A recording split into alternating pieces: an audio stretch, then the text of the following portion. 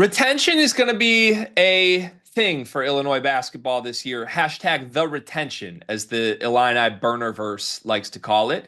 And it's been very clear that Brad Underwood has placed an emphasis on trying to keep some players from last season in a way that he did not do the prior season. I do think it's going to matter. And I'm not the only person who thinks it's going to matter. In fact, I saw a clip that went a little bit viral yesterday from Field of 68. Shout out to those guys, place I used to contribute to. And Mike Latulip, who is phenomenal. We all love Latulip at all times. Latulip was talking on what's different for Illinois next season. And he was talking about the retention. The exact quote from Mike Latulip was, quote, they get 60% of their minutes back. This isn't an overhaul for Brad Underwood where he's relying on all freshmen. This was about systematically filling holes. I think he nailed it. It turns out I was going back and forth with Illinois fans in our Discord a little bit, discussing the retention. And I guess Latulip and Werner, I think, have done a lot of content with, I think it's the Illini Inquirer, basically just fleshing out how that's going to be a huge part of this upcoming season. And that if you add Ty Rodgers back into the fold, it's basically 60% of the minutes are back. That's the number that's being floated. So I want to get your thoughts on this. Just to be honest, like the framing of this conversation, when I heard this, I'm like, that doesn't seem right. And then I looked it up, and it's not factually accurate, I don't think. More on that in a minute. But they are returning a lot. That's important. What are your thoughts on all this? How important is retention going to be for Illinois next season? Yeah, I mean, Brad's been tweeting out hashtag the retention. So I do think he's like trying to keep players in a way that he didn't before. I mean, I think he voiced his frustrations at times with his roster last year. And I think even if you look at the players um, he's bringing in guys that even if they aren't Illinois guys, they're team first guys, they're program guys. They're going to listen to him. They're going to run Brad Underwood's system. Um, so I think retention and there's a clear cut game plan and design with the roster that he's building. I mean, they're returning, I believe, I know you have all the numbers, so tell me if this is wrong. According to Torvik, they're returning like a top three minutes in the Big Ten, right? Um, I don't know. The numbers that I looked up like 8 of the teams. They're fourth in terms of percentage of returning minutes, which is a good number for sure. Oh yeah, yeah, fourth behind. You know what it is? I don't count Northwestern. Yeah, Just gonna be, Northwestern's there. yeah. Northwestern is ahead. So the three, this is what I ran. Purdue's way out ahead of everybody. They returned 4,700 minutes from last season, 66% of their minutes. It would be even higher if you do percent of scoring because they return their big three, right? So Purdue's just in a total different stratosphere. It's why they're the preseason number one team in the country. Ohio State is actually second. They returned 47% of their minutes last year. And again, that makes sense. They return Thornton, Royal, Mobley, basically their big three from last year. Northwestern is third, 45% of their minutes. Martinelli's back. KJ Wyndham's back. A couple bench guys. Illinois is fourth at 44%, as far as I can tell. You will note that's not 60%. I'm going to elaborate on that in just a moment. Michigan State is fifth at 42%. UCLA tied with Michigan State, 42%. And then Oregon and Michigan, 39 and 38%. Look, 44% is a lot in this era in general. Like, clearly, I think that is the fourth highest number in the Big Ten. And again, that doesn't include Ty Rodgers. Latulip is baking in Ty Rodgers for some reason to this to boost the number up closer to 60. I have some thoughts on that. In fact, let's just get to him. So let me begin with this. I think Mike Latulip is like a genius. I love his content. I listen to him and watch him all the time. We actually asked him to be a guest on our Big Ten player series last year, and he couldn't make it happen. He was very polite in declining. So, again, at all times, shout out Mike Latulip. I've basically never heard anything from him that I disagree with. And Field of 68 has crushed it by bringing him into the fold because I think really highly of the Field of 68 guys, but when I was there, it often felt like there wasn't a lot of dedicated Big Ten coverage. And Latulip has like totally filled that need and been awesome because he's an Illinois guy. So they're crushing it. I listened to this whole segment. I was very excited to listen to it because It's must listen when Mike Tulip talks. I don't understand where he's getting the 60% number. And I did my best to try and figure out where he is getting the 60% number. I think it's that he's just adding Ty Rodgers into last year's returnees without adding Ty's minutes from the season before onto last year's team's minutes, which, again, Dion, we are not a math show. We always say we're hashtag not a math podcast. This math doesn't make sense to me. And even if you do the math by adding Ty into the fold, it doesn't add up to 60. So what I found on this, again, if you actually look at the real guys that played minutes from last year, because if you're framing this returning minutes from last season, it has to be guys that played minutes last season. You're bringing back Tom Avicic, who played a huge role, Kylan Boswell, who played a huge role, Benham Rickhouse, who played a huge role, and arguably you don't want him playing a huge role anymore, and then Jake Davis. Like, it's four guys that played on last year's team. One of them shouldn't be in the rotation much. One of them you want in the rotation less than he played last year. And two of them you're expecting really big things from. That is not a minor amount. But in no way, shape, or form is that we returned 60% of our minutes from last year. Like, let's be clear. You lost four of your top seven players. You lost Kasparis to the draft. You lost Will Riley to the draft, and you kind of thought you could get Will Riley back for a while. You did not keep Merez Johnson, who would have been a huge piece to keep. And you did not keep Trey White, who's probably going to start at Kansas. I get that bringing back three of your top seven feels like bringing back seven of your top seven now. But it's three of your top seven. And again, one of them is a guy you're recruiting over hoping he doesn't play in Rickhouse. It's not 60%. It's 44% of last year's minutes. If you add Ty Rodgers into the fold, which is what LaTulip is doing. If you listen to his full segment, he says, well, if you add Ty, they're bringing back like 60% of their minutes. If you add Ty's 900 minutes from the season before to last year's team, which you have to do, if you're going to include Ty, you can't just be like, well, Ty played 900 minutes on last year's team. Last year's team played 40 minutes a game. If you add 900 minutes played from a different season, then it has to be 40 minutes a game plus those 900 minutes total. If you do that, the math adds up to 50% of minutes, which is still a high number. It is still not 60%. It is still not Purdue levels. It is not hyperbolically good.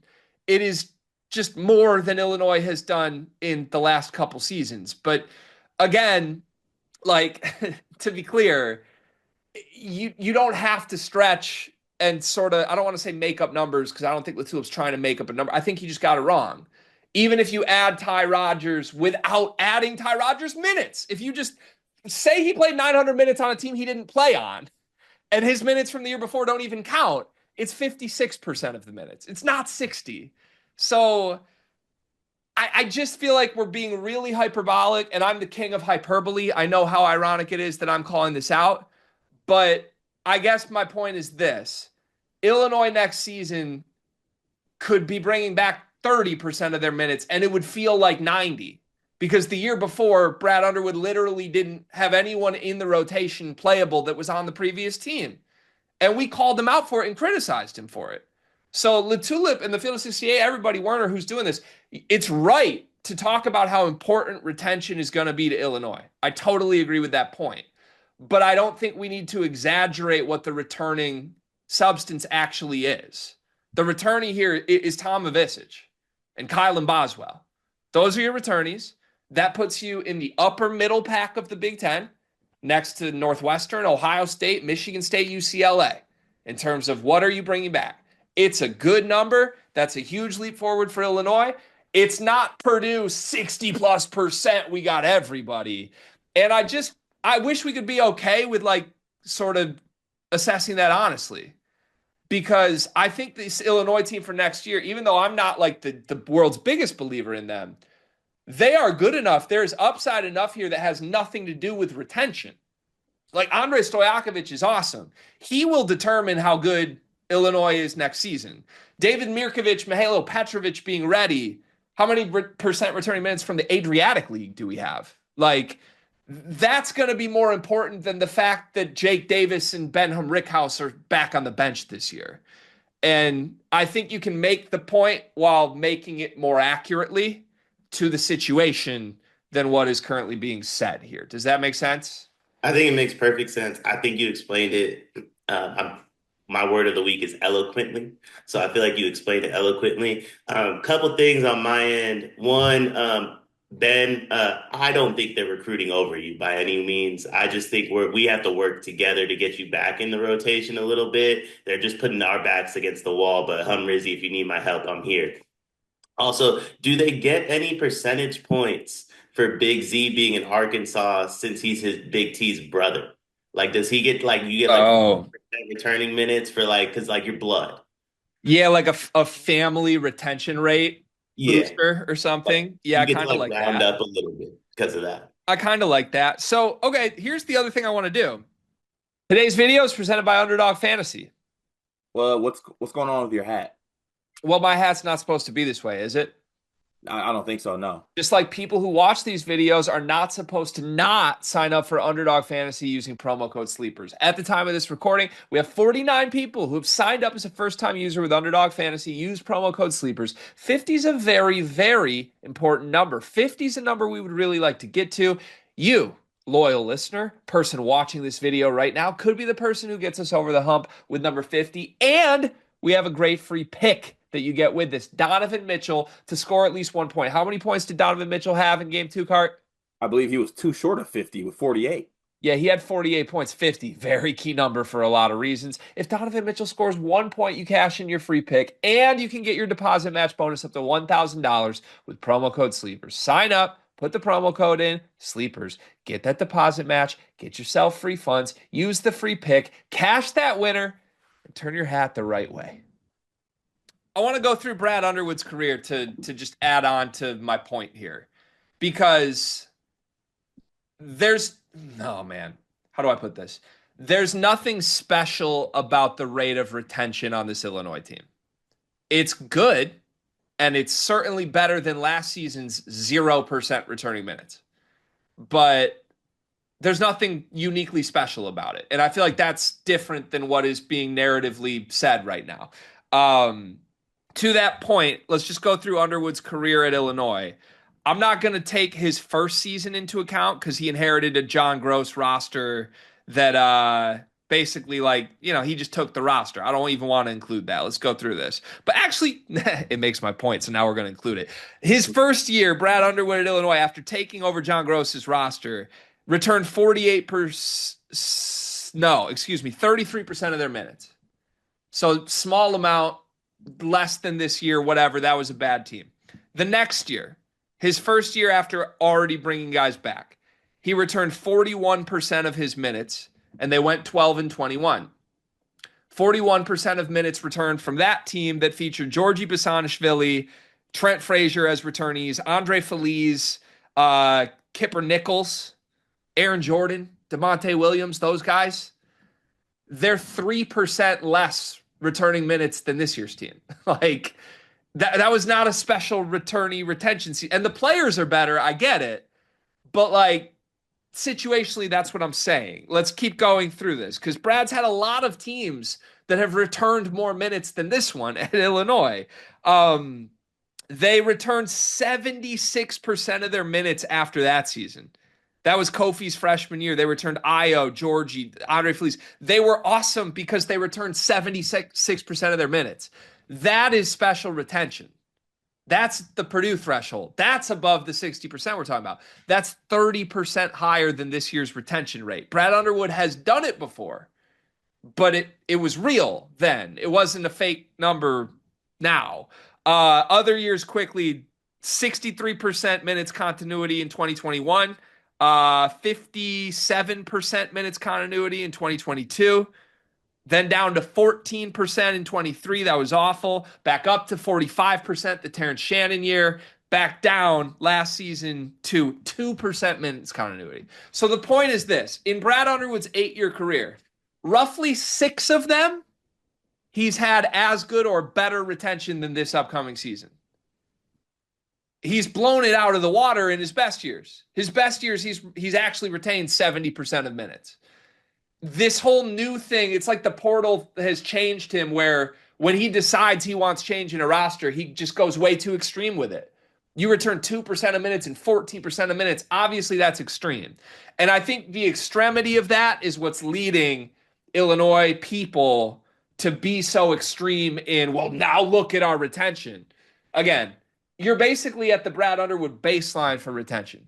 He has exceeded this retention more often than not years in his career at Illinois. Retention is good. But I think we should be talking about the other things about this roster that are actually special, factoring in more than the idea that they return four players, and that's some unprecedented retention. I was gonna say too, like when it comes to retention, like you said, who you're retaining matters, and who realistically you could retain matters too, right? So how realistic was it that Illinois, who they're 56 minutes combined, or Will Riley and Katsparis could have 60 to 65% retention the way Purdue had? Probably slim to none. Those dudes were going to the league no matter what.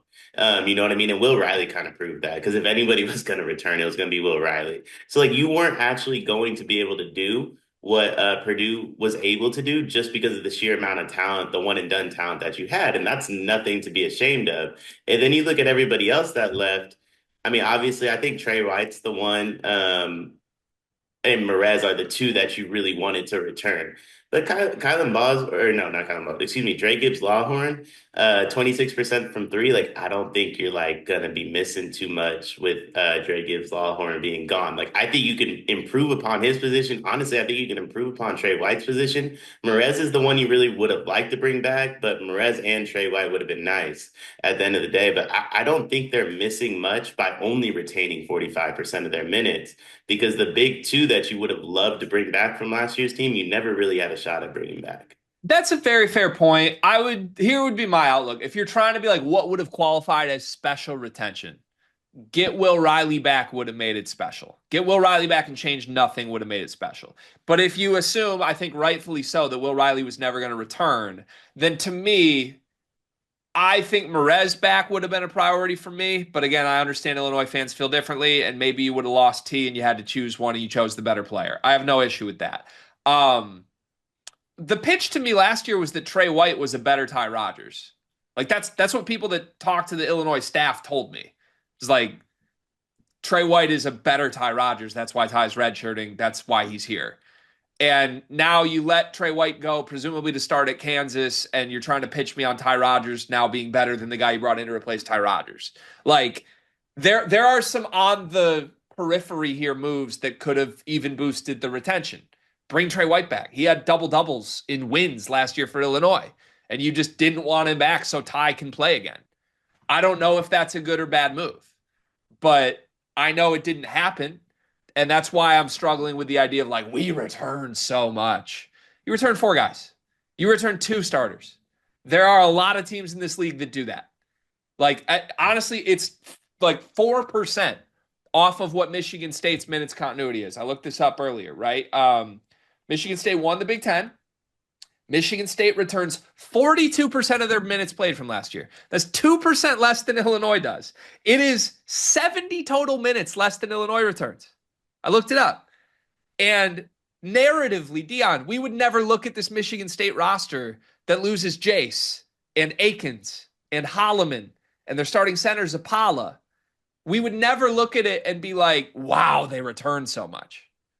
Right? Like it's nearly identical in what Illinois is returning. They return a starting guard, Jeremy Fears, Kylan Boswell. They return a starting big man, Jackson Kohler, Toma Visic. Illinois are probably better, but like, that's the situation here. And like to spin it as Illinois has this crazy retention because Ty Rodgers, who didn't play last year, is back, is just so baffling to me. It would be like we don't look at Nebraska's roster and say, oh, Rank Mast is back. They bring back 70% of their minutes. Rank Mast didn't play last year. Does Ohio State get to count Roddy Gale in their returning minutes because he's playing at Michigan? He didn't play at Ohio State last year, but he did 2 years ago. So like it just, I'm lost on the idea of it. And again, I'm not trying to shit on Field of 68 or Tulip because I love those guys. I really do. I'm a huge fan of them. But this is like the first time I've ever heard something from Latulip that is just something I'm like, I don't think that's right. Like normally it's so dialed in on what the sell here is. And I don't know. Like again, it's got to just be that Illinois people are coming off of such little retention that it feels like so much more, you know? And I think that's fair for them to feel that way, right? It's like 100%. when you aren't like, look at Purdue, right? Like, Purdue's not a portal team. They went and got Oscar Clough, and like, they're obviously extremely excited about it. That's how fan bases work. When you're not typically like the one and done schools, and then you go get a couple one and dones, you're excited about one and dones all of a sudden. Kentucky fans were excited about having a bunch of guys that just like to wear the jersey for once in a decade. When your coach does new things, it makes you excited. And I think they are 10 times as excited because, like I said, the two guys that would have made up the large portion of your returning minutes, you just weren't going to be able to bring back. I think it stings a lot more to the retention argument and feeling amongst Illinois fans if Will Riley returned to college, but not Illinois. Yeah. Him going to the draft, I think the retention feeling that they have is way more warranted just because like it's Kasparis was never coming back. He's way too talented to play college basketball again next year. I think Will Riley realistically could have came back in our minds, but I think it's clear with how quickly he entered the draft. In his mind, that was never really going to be an option. Yeah. No, 100%. It's a really good point. And I guess to put a bow on this, I would say this. I think the point that they're trying to make of like, which is a very good point. If you listen to the full convo again, everyone should go listen to the Field of 68. It's a really good conversation about where Illinois basketball is, and Latulip does a great job laying it all out.